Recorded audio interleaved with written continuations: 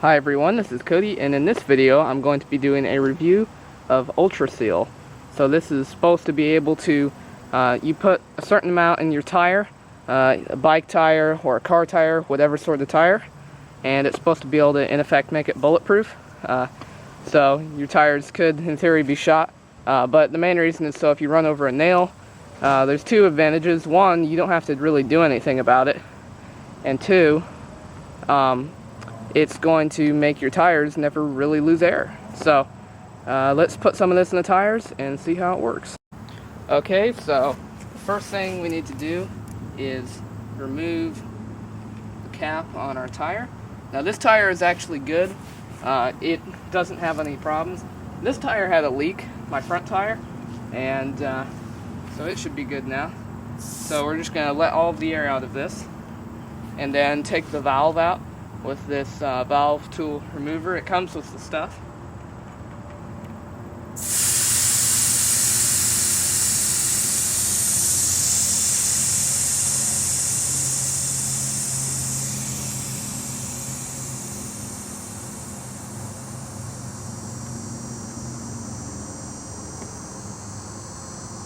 Okay, there we go. So pretty much all the air's out. So now I'm just going to stick this tool on the valve and remove it. Now you want to be careful not to lose the valve. So here we go, here's the valve. So I'm just going to set it down and leave it in the tool so it doesn't get lost. And you probably want to pull this out just to make sure it's pulled out all the way. So it's a pain if it gets kind of stuck in there part way. So now I'm going to take this stuff, and you need to make sure it's primed if you haven't just used it. So that is going to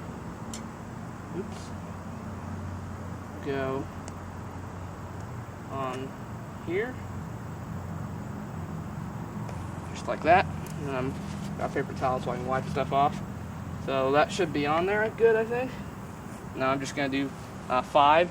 Now it comes with a book to calculate how much you need for your tire, so just figure that out. But I need 5 pushes with the pump, so here we go. 1, 2, 3, 4, 5. So there, 5. Done 5. So I'm just going to take this off slowly. It may ooze a little bit of stuff out from the pressure you pumped in as well. I'll just set that for there and wipe off all of the extra stuff.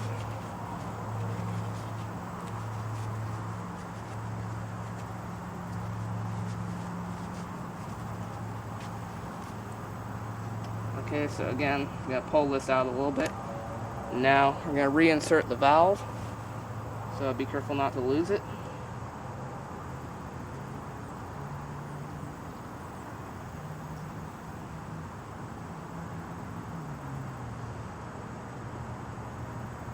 You want to make the valves tight, but not too tight.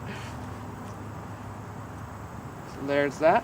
So now just need to pump up the tire.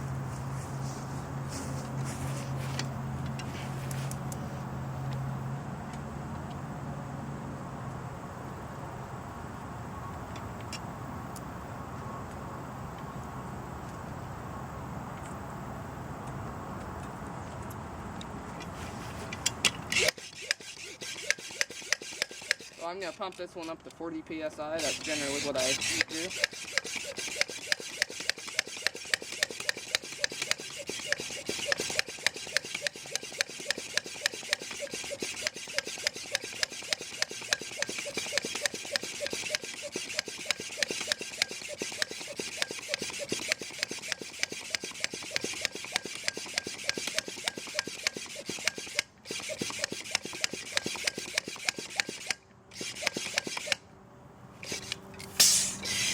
Okay, so now that that's pumped up, and simply wipe off any excess stuff, put the cap back on.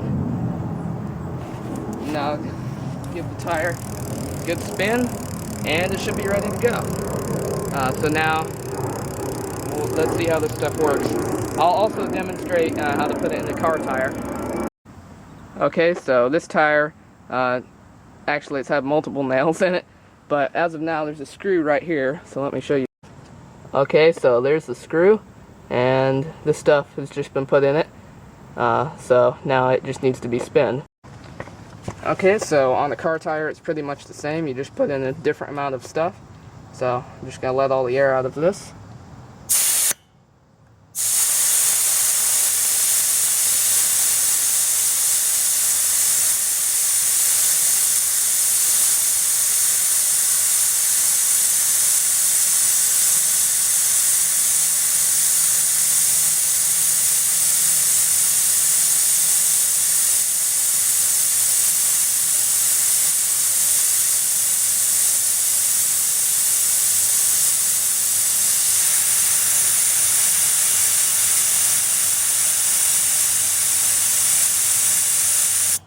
I don't think you have to let all the air out, so I'm just going to try and take the thing out, and then all the air should come out. You got to push it on there good, and it might be a good idea to hold this so it doesn't turn. It depends how tight your valve's in there.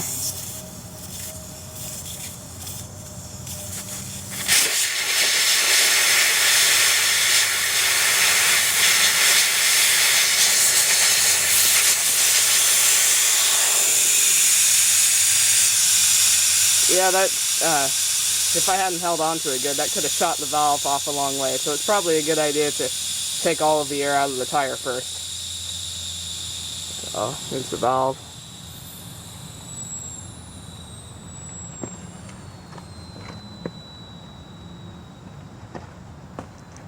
Okay, so now I'm just going to connect this up.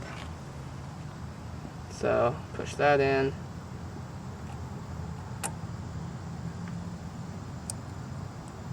Push it on all the way. There we go.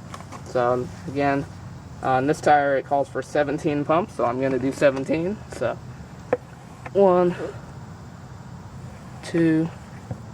Oh, it's leaking out. Hold on, let me figure this out.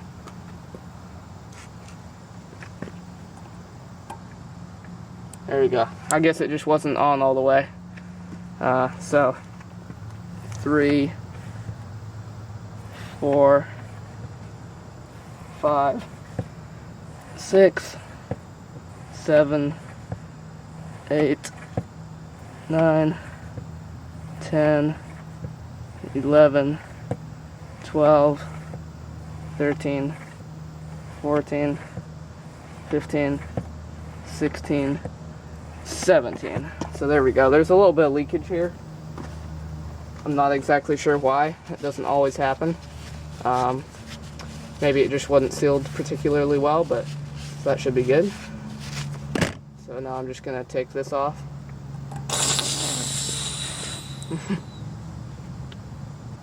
Okay, so now I'm going to put the valve back in. The valve holder thing, if it'll focus, is actually kind of cool as it grips the valve so you don't lose it. But all of this will wash off in the water, so you don't have to worry about making too much of a mess. So I'm just going to put this back in.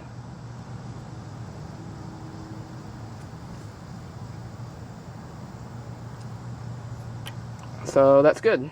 So now you just need to pump up the tire. And since this one doesn't have a hole, we don't really need to spin it straight away.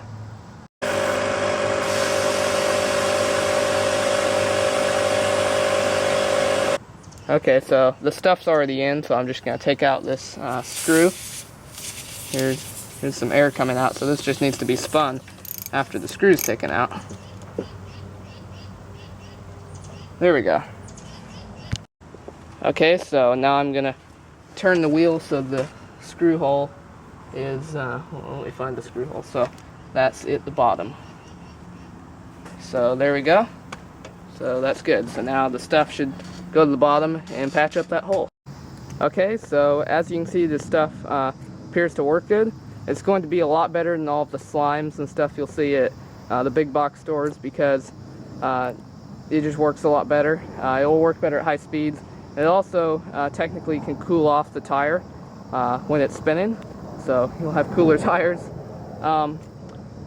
But yeah, the tire that had the screw stuck in it the car tire. That one appears to be fixed. It's blown up and working good now. And same with my bike tire. It had a slow leak in it, so we'll see how that does. If it doesn't work, I'll report back. But up to now, it's working great. So the price on this is going to cost approximately 45 to 50 bucks for a jug and a pump. And then it's going to cost, I forget, it's cheaper than that for just the jug without the pump. So if you already have the pump, it's going to be cheaper to just buy the jug of the stuff. And I did the car tire you saw, we did 4 of them in these 2 bike tires, and those are both relatively big. The others are relatively big tires, and the same with these bike tires. And there's still that much left in it, so it seems to be pretty efficient with it. Okay, so I'm back after testing the stuff. They seem to work really good for holding the air in. The one thing with the car tire, if you anything over 70 miles per hour seems to it kind of bumps around, or if you go over a really big bump or something, it starts putting it kind of off balance and wobbling around, which isn't particularly good. So maybe it's just, I'm not really sure, so that's kind of not so good. But for the most part, it does okay. And the bike tire works great. The only difference I noticed, there was a slight bit more of a gyroscope effect when going fast. So it's kind of a plus and minus. You know, you get added features and you lose a couple features. So it's really up to you on this one. But overall, it's still pretty good. So that's it for now. If you liked the video, give it a thumbs up. I will see you all in the next video.